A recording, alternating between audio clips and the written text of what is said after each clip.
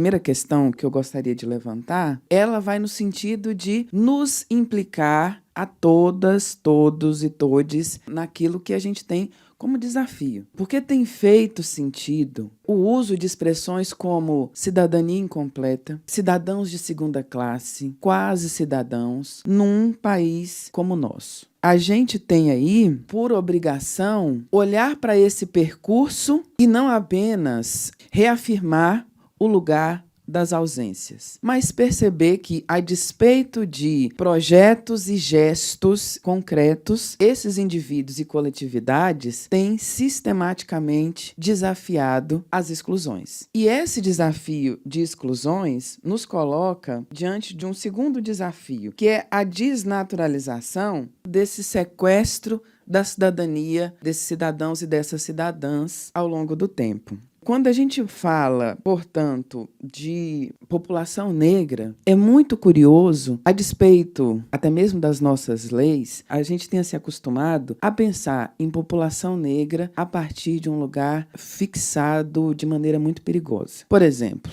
quando a gente fala bicentenário, 1822, quais as imagens que nós temos a respeito da população negra no Império Brasileiro? Eu acredito que na cabeça de cada um aqui, a imagem de população negra que vem é a imagem do escravo, né? Nem da pessoa escravizada. Acontece que no momento dessa afirmação da independência brasileira, ali em 1822, que não se resolve apenas em 22, a gente acabou de passar por um 2 de julho, por exemplo, cujo marco é 1823, só para registrar, mas nesse momento o Brasil já respondia pela maior população de gente negra livre e liberta das Américas. E embora nessa primeira metade do século XIX o Brasil tenha assistido um incremento do seu contingente de indivíduos escravizados, de africanos e africanas escravizadas, algo que inclusive classifica, né, a experiência de que alguns chamam de segunda escravidão, nós temos aqui um tecido social em que seria fundamental que a gente refletisse sobre as possibilidades e impossibilidades de gente negra desfrutar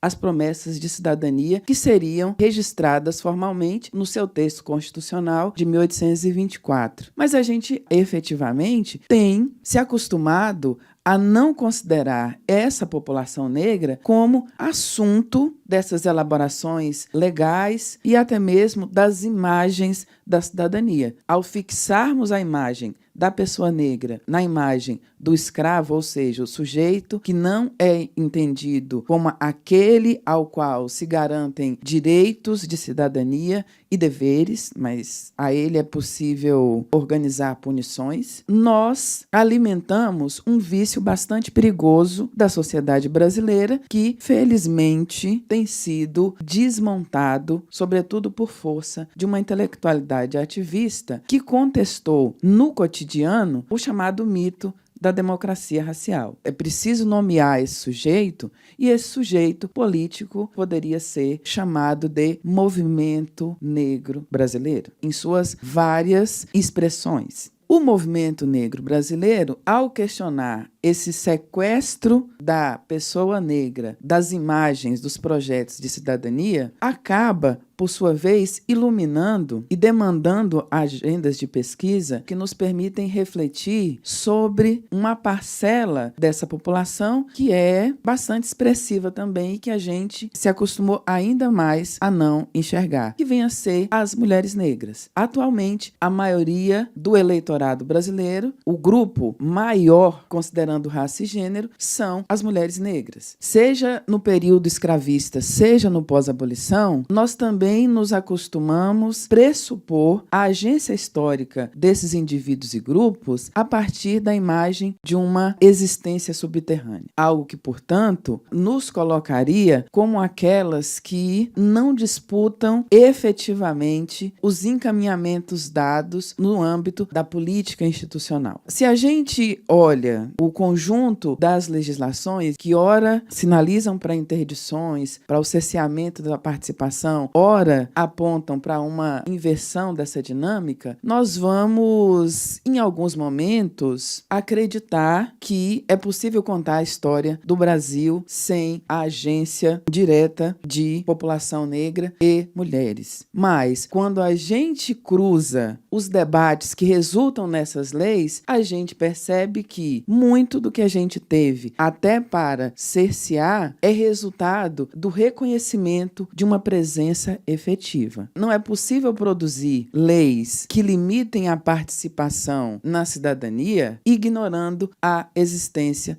desses sujeitos. Quando há uma série de tentativas de controle dos atos de autonomia, de autodeterminação de indivíduos nessa sociedade, isso tudo acontece porque há o imperativo de manter essa sociedade num determinado rumo. A partir da pesquisa sobre experiências de liberdade de homens e mulheres negras no período escravista e no pós-abolição, como alguém que tem se dedicado a promover esse debate sobre história desde a perspectiva do chamado movimento negro educador, ou, para nós historiadoras, fazedoras de história pública, que tem se dedicado, junto com outras e outros pesquisadores, a historicizar o racismo no Brasil. De modo que nós não lidamos com um fenômeno pontual, expressão de subjetividades patologizadas, excepcionais, mas como algo que tem estruturado a nossa experiência histórica. Nós não lidamos com esses debates sobre cidadania de pessoas negras, de mulheres negras, só como um fenômeno posterior a 1888. Mas é algo que, inclusive, antecede a própria independência e que